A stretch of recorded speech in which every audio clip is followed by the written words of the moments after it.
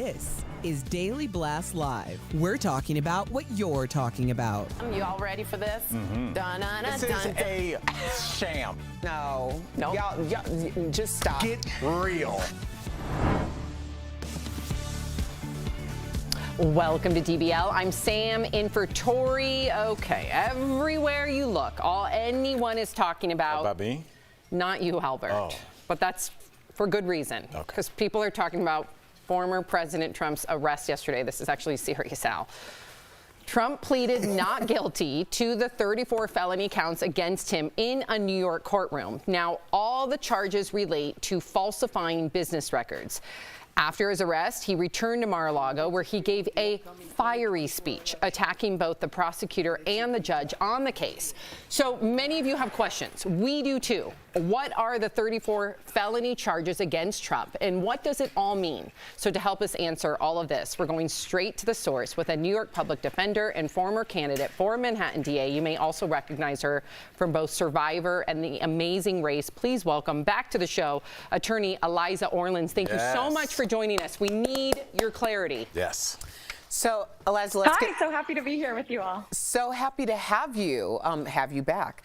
So let's get right to it, because I've got the indictment and the statement of facts outlining the 34 felonies right here. But help us understand, what are these charges against Trump, and can you explain them to us regular people? So Trump's charged with 34 counts of falsifying business records in the payments to Stormy Daniels, the payments to Karen McDougal, and then the payments to the doorman who alleged that he had that love child. So this catch and kill whole scheme is the overarching thing that he's being charged with, but the underlying crime is, you know, a bunch of different things, whether it's tax evasion, whether it's campaign finance violations. Remains to be seen exactly how the DA intends to make that case, but it's the falsifying business records in the first degree that is all 34 of the counts. All right. Well, first of all, welcome back. And, about those 34 counts, people on the left and the right are saying that this case is weak. What is your take on that? Well, you know, Alvin Bragg was really hesitant to bring this indictment. As you know, Mark Pomerantz and Carrie Dunn quit the Manhattan DA's office because Alvin didn't want to indict right away when he took office. So I think he carefully considered this. He waited to see exactly which charges he would be able to substantiate, and brought a lot of thoughtful consideration into making this decision. So regardless of what the public thinks, we have no idea what the evidence is going to show. And I don't think Alvin would have brought this indictment if he hadn't believed that he had a strong case. But didn't he also run on this? Speaking of Bragg, didn't he run saying, I'm gonna indict Trump? Isn't that part of why he got the job in the first place, or am I mistaken? Well, none of us said we were going to indict Trump during the course of the election. In fact, you have to be really careful, because you could disqualify yourself from the case if you say something that. He said he had a record of holding Trump accountable, for example, in the Attorney General's office where he was deputy AG. So he said he had a record of holding Trump to account, and he did say that if Trump committed crimes, he would look into them, but he didn't promise an indictment. I wish I could be barred from this case, to be honest with you. But I hear you know the judge personally, and you have tried cases in front of him before. So I'm curious, why do you think this judge in particular did not choose to impose a gag order?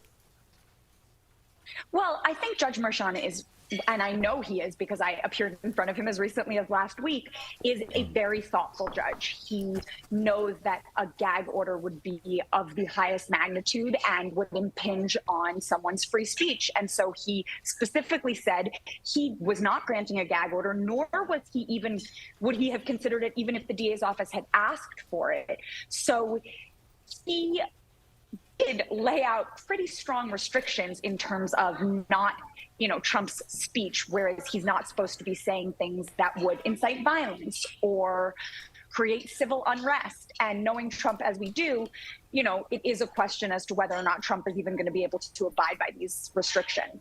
Well, to your point, at last night's speech in Mar-a-Lago, Trump attacked both the DA and the judge in the case yet again. If he continues to do this, can the judge change his mind and impose a gag order? And do you even see that happening? Well, I think that Trump had just heard from the judge that afternoon and then flew back to Florida, went to Mar-a-Lago, and gave a speech where he then continued to attack the DA, the judge, the other witnesses in the case, which is exactly what the judge told him not to do. So I think Trump will certainly push the boundaries of the judge's instructions. But do I think full gag order in place? I don't. I don't think that the judge wants to do that under any circumstances, because it's going to be speech is a big consideration, especially when someone is a candidate for the biggest office in our country. Well, let's talk about that, because Trump isn't due back into court until December. So is that normal? And when do you expect the trial will actually start, given everything? Well, I have personally been doing this job as a public defender in Manhattan for almost 14 years, and I have never, ever, ever had an 8-month adjournment from one time that my case was on until the next time. That is absolutely not normal, but obviously a lot of things about this case are not normal. And so there's a motion schedule where, first of all, the DA's office has to provide voluminous discovery, meaning all of the evidence, all of the documents, the testimony in the grand jury, everything for the defense to review. And then the defense will write motions. They've already said they're going to be writing a motion to dismiss the case, to dismiss the indictment. They're going to be filing other motions for probably suppression of certain things. We don't really know what the evidence is yet, but then the prosecution will have an opportunity to respond to those motions, and the judge will write a decision. Every element of this case is going to be under immense scrutiny, so I understand them wanting to take the time, but 8 months is a wildly long adjournment, and I don't think we'll see a trial until a year from now at the earliest. Okay, we only have about a minute here, but I have to find out your opinion on this. Do you think ultimately this case against Trump will weaken him or strengthen him? Oh, Al, that's hard. It's hard to say. I mean, he seems to be Teflon Don, as we've seen, and he has raised, $8 million, so he says, since the announcement of this indictment. So if anything, it seems to be, for him, no press is bad press, and he's going to just use this to rally his supporters and to continue to raise money. Have you seen the not guilty mugshot t-shirts he's selling? Yes, we were looking at those in our meeting. Yes, Eliza, we're gonna look into that on our next block, so thank you for that tease. Thank you so much for being here and answering all of our questions. DBL Nation, Eliza will be following this case and giving updates on her Instagram. You can follow along at eOrleans. Thanks again, Eliza. Thanks.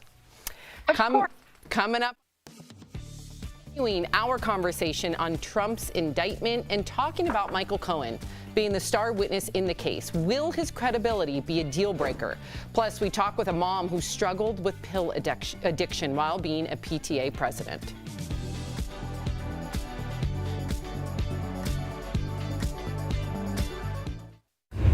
DBL, this show is amazing. There's a lot going on down here. I would have been part of the Mile High Club. Yeah.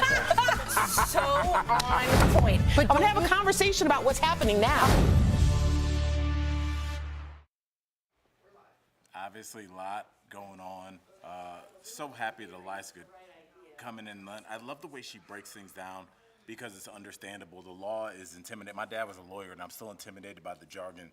So she really explained things well. I think a lot of people are curious as to, is this all you have, or is this the precursor to what you have? And I think that's the question that I've been reading when I read and listen to interviews. It's either this is the entry point, which seems like the weak case, to ultimately go after what they want to go after, which is campaign finance violation.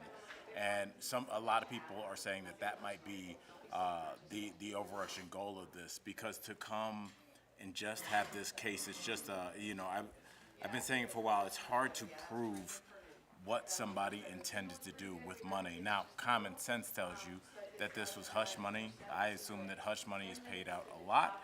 There is a thing called the October surprise where, things come out right during the election season, and Stormy Daniels was going to be that for Trump. That was what they were going to hit him with, was this payment. So I think Trump tried to get ahead of it.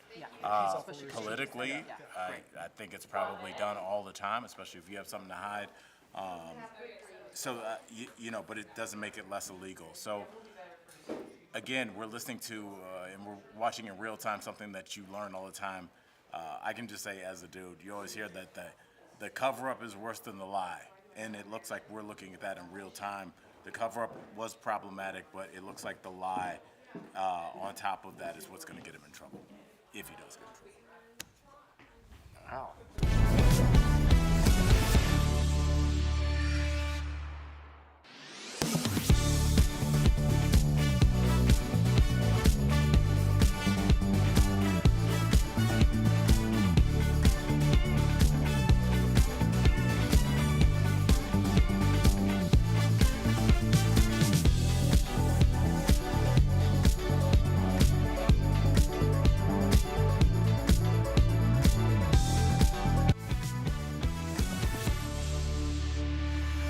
Welcome back to DBL. The star witness in the case against Trump is his former attorney and fixer, Michael Cohen. But let's be real. He has some major credibility issues. He's pleaded guilty to lying to Congress back in 2018. So the question is that everybody's thinking about, will a jury actually believe anything he says? Here's what he had to say about it last night on CNN. Take a look. One of the things that I consistently say, I hear on, all the stations, including this one, we have to be concerned about Michael Cohen. He's a convicted perjurer. He's a convicted liar. Now, these are all great lines that Donald Trump has put out there for many people to continue to promote. What they need to do is to continue the sentence, which is the lie that I had provided to Congress for many people to continue to promote. What they need to do is to continue the sentence, which is the lie that I had provided to Congress, which was done at the direction of, in coordination with, and for the benefit of Donald J. Trump. I was merely asked to provide information, which I did. I provided not only testimony, I provided documentary evidence. So what do you all think? Will Michael Cohen's credibility be a big issue? And if you were on the jury, Al, would you believe him considering his history? Yes. You would believe him? Yeah, I mean, if you guys think about the way Goodfellas ended. It's Ray Liotta testifying against the mob. Well, he was in the mob too, but why didn't he have credibility issues? He had things to corroborate that. That's why informants wear wires. So even if you're in the mob, you think people that are drug dealers and prostitutes, no shade, they witness crimes and they're able to testify, and the reason they're able to do that is because what they're saying is backed up by whatever other corroborating evidence that they have. So I do think on its surface, yeah, Michael Cohen has credibility issues, but his credibility issues are going to be backed up with documentation and, wiretaps and things of the sort.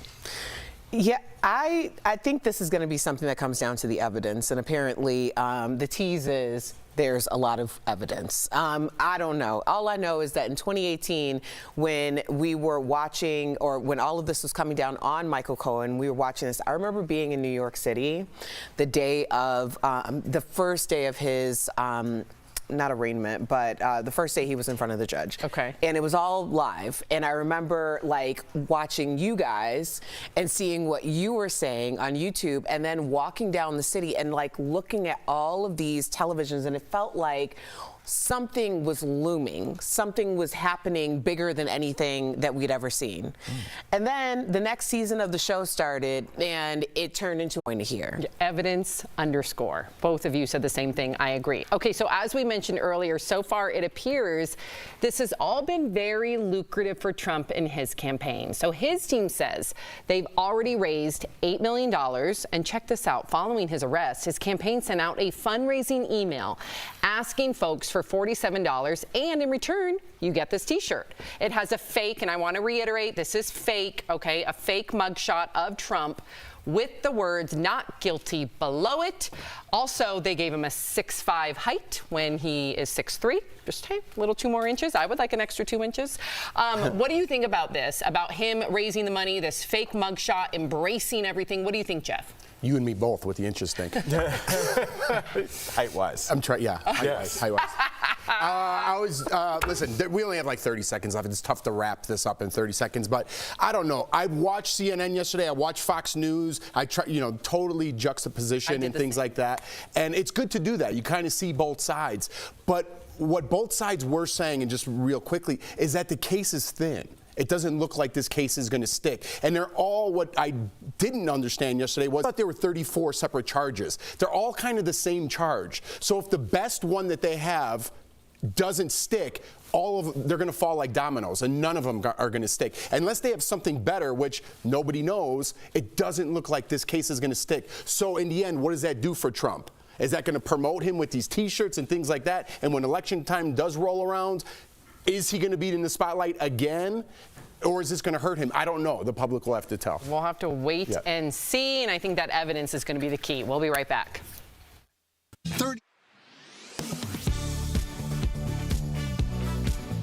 On April 4th, the district attorney in Manhattan charged former President Donald Trump with 34 felony counts of falsifying business records. 34 false statements made to cover up other crimes. These are felony crimes in New York State, no matter who you are. The charges are related in part to hush money payments made during the 2016 presidential campaign. Trump pleaded not guilty to all counts. Several Verify viewers have asked us if it's actually legal to make hush money payments. So let's verify. Our sources are Paul Schiff Berman, a law professor at the George Washington University, and court records in the criminal case against Michael Cohen, Trump's former personal attorney. This claim needs context. Let me explain. Hush money is exactly what it sounds like. Someone is paid money to keep a secret. That could be for things that are legal but embarrassing, like an affair. Hush money can also be included as part of a legal non-disclosure or confidentiality agreement, commonly known as an NDA.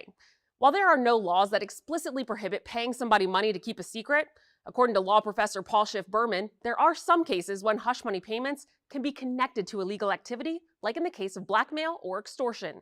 Doctoring financial records or disguising hush money payments as something else could also be considered illegal. So, how does this apply to former President Trump's indictment? The former president isn't actually being charged for making a hush money payment. He's facing charges for allegedly attempting to cover it up. With your Verify, I'm Ariande Till.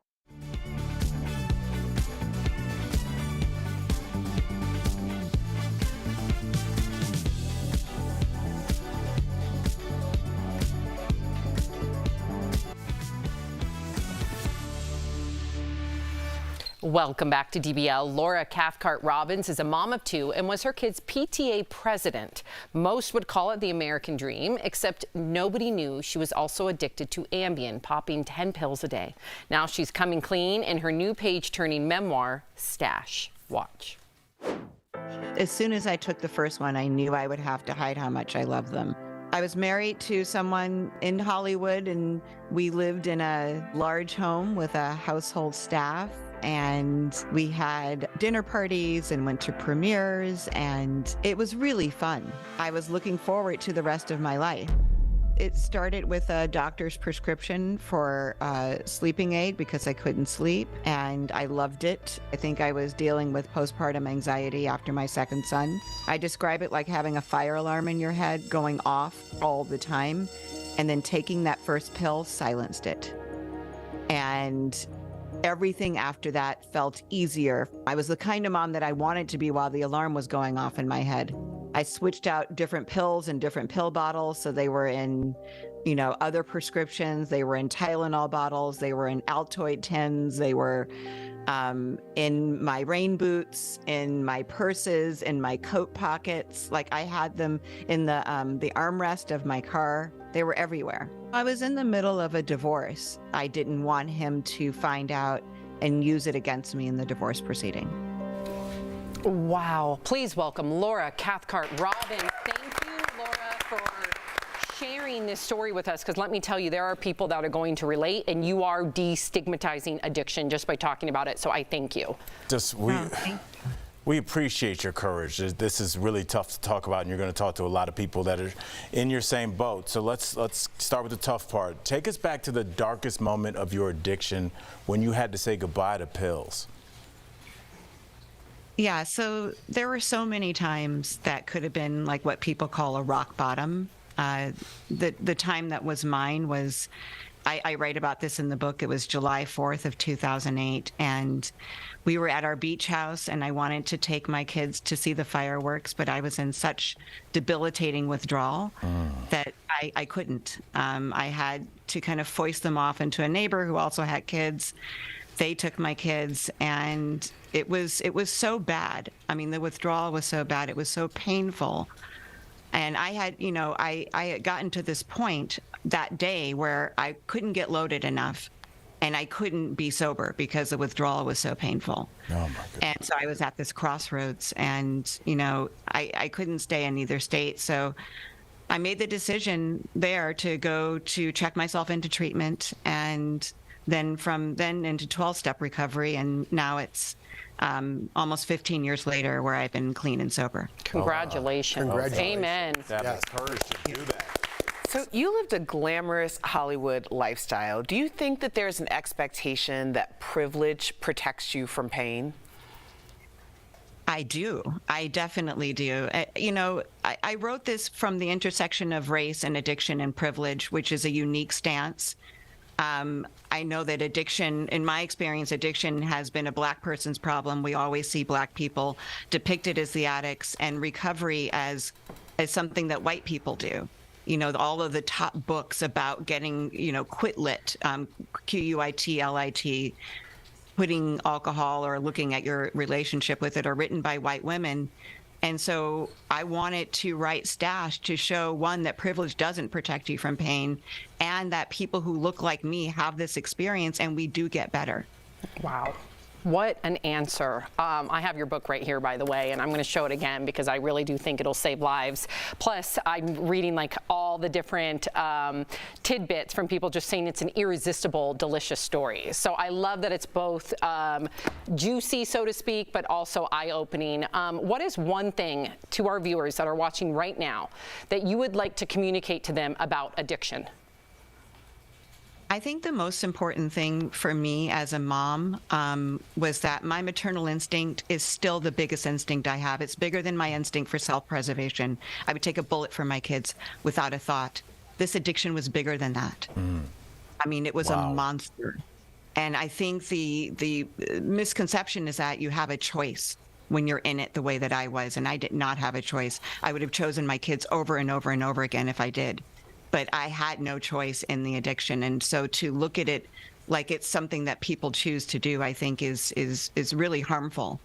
And to look at it like a disease or something that is medical and you need help to get through that is more helpful for the person dealing with an addiction. Well said. It is a disease, so you need to treat it like a disease, discuss it like a disease. DBL Nation, pick up your very own copy of Stash, My Life in Hiding, wherever books are sold, and listen to Laura's podcast, The Only One in the Room.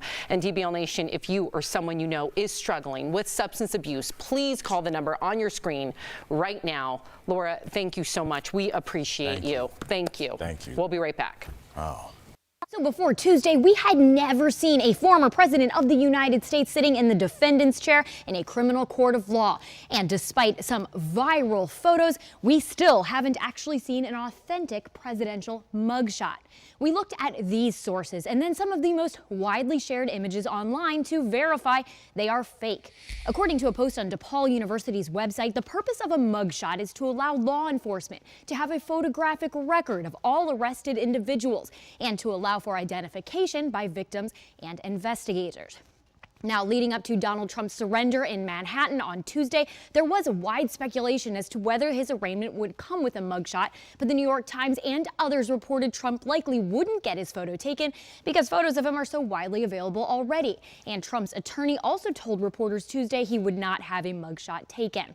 Now, this apparent Trump mugshot that went viral on Twitter was actually created using artificial intelligence technologies. Now, Verify could not confirm which program was used, but in searching the app Midjourney, Verify found several examples of fake images being created to falsely show Trump arrested or in trial. If you take a look at the picture here, there are some subtle clues that confirm the AI mugshot was digitally created. First, the background behind Trump doesn't match what other mugshots typically look like out of New York City. Note the unfinished looking background here in the viral image. Mugshots are also typically taken at a police station. Trump never went to a police station on April 4th. He went straight to the courthouse. And in this AI generated image, he is seen wearing a black t-shirt, whereas in photos of Trump in the Manhattan criminal court, taken here by the Associated Press, remember, you can see that Trump is wearing a blue jacket over a white shirt with a red tie. And then there is this, a t-shirt that is really for sale right now on the Trump campaign's own website, also using a Dr. mugshot.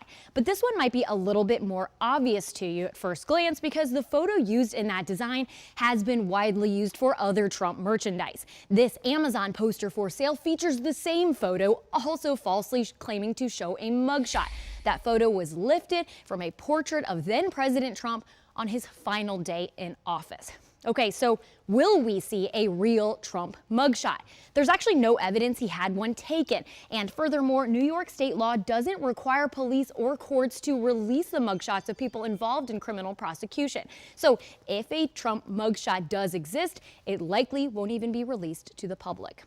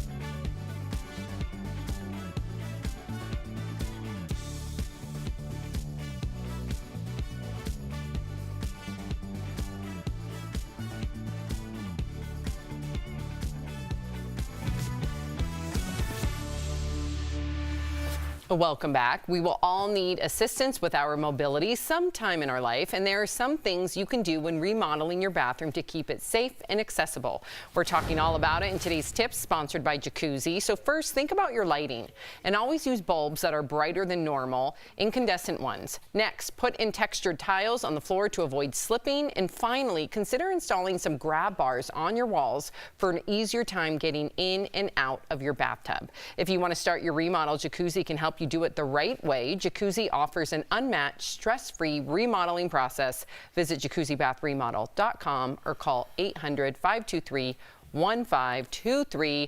Lots of comments, of course, with everything that we were talking about. Let's end with Jamie in regard to Laura's story. Thank you to Laura for sharing your story. So glad she's raising awareness about addiction. So courageous. Amen. Have a great day, everybody. Stay safe.